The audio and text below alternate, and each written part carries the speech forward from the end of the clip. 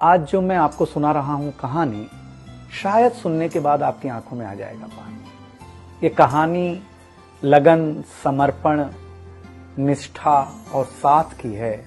ये कहानी जितनी मेरी है उतनी ही आपकी है। इस कहानी का जो मुख्य किरदार है वो हमारे आपके जीवन का आधार है। वो आपके लिए ज्यादा, अपने लिए कम बनी है। हाँ जी, बिल्कुल सही समझ रहे हैं आप। वो हमारे आपकी पत्नी है। वो हमारी आपकी पत्नी है। कभी आपने सोचा कि वो आप एक के साथ रिश्ता जोड़ा था, लेकिन एक के साथ रिश्ता जोड़ने के लिए उसने घर, गली, आंगन, मोहल्ला, सखी, सहेली, माँ बाप, न जाने कितनों रिश्तों से अपना मुंह मोड़ा था। याद करिए, जब आपके साथ ब्याही थी और आपके घर आई थी तो बहू, भाभी, दुल्हन, न जाने कितने नामों के साथ बुलाई जाती थी। ये सुनकर के वो मन ही मन मुस्कुराए जाती थी। घर के सारे लोग उसी के भरोसे रहते थे। शायद इसीलिए अंग्रेजी में हम उसे हाउसवाइफ कहते थे। कुछ ही दिनों तक उसने दुल्हन होने का आनंद जिया। फिर झाड़ू, पोछा, बर्तन, चूल्हा, चौका, इन सब ने उसको जकड़ लिया। रोज हमारे लिए नाश्ते से लेकर खाने तक कुछ खास रखना, हमारी लंबी उम्र के लिए न जाने कितने उपवास रखना। कुछ महीनों बाद किलकारी गूंजी तो सारे खौफ सजे। वो मां बनी तो हम भी बाप बने।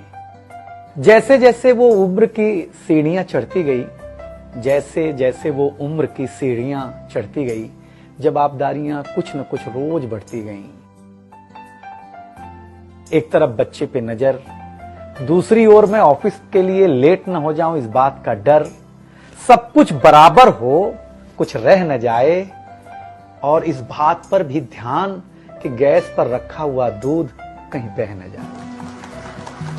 घर वालों की फरमाइशों का चूल्हा जो एक बार चलता, घर वालों की फरमाइशों का चूल्हा जो एक बार जलता, तो कब सुबह, कब शाम, कब रात हो गई उसे पता ही नहीं चलता।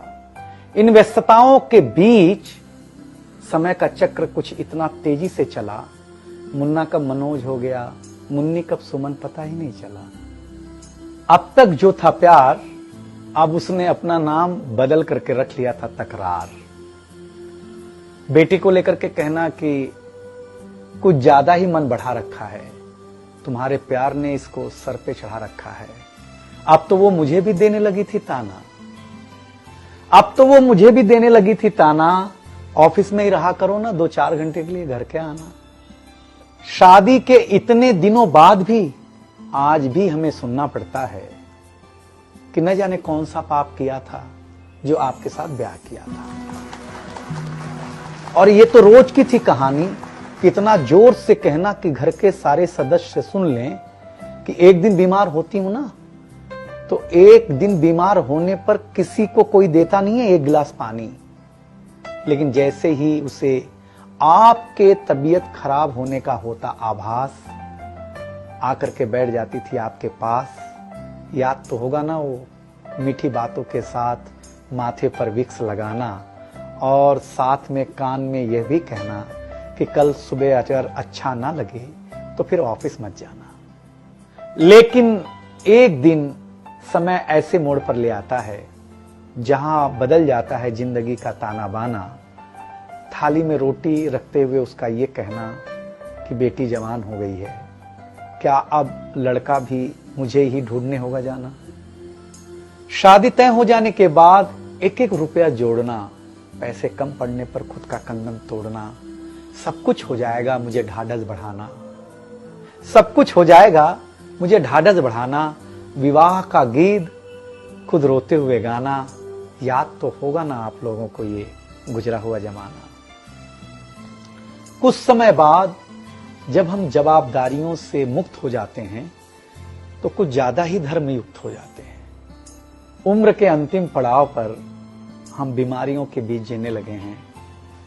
बिना शक्कर की चाय पीने लगे हैं। लेकिन सच ये है कि जब तक हमारी आपकी पत्नी साथ है, चाय मीठी हो न हो, लेकिन जिंदगी में पूरी मिठास है। जबकि पत्नी के बारे में बहुत कम लिखा गया है, हर जगह मां का ही गुणगान है।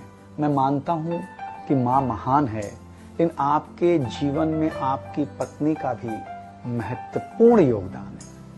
तो आपसे निवेदन इतना सा है कि आप अगर घर पर हों या घर पर जाएं तो अपनी पत्नी का हाथ हाथ में रख करके संतोषानंद जी का लिखा हुआ एक गीत गाएं कि तू धार है नदिया की, मैं तेरा किनारा हूं, तू मेरा सहारा है, मैं तेरा सहारा हूं, आंखों में समंदर है, आशाओं का पानी है, जिंदगी कुछ भी नहीं, तेरी मेरी कहानी।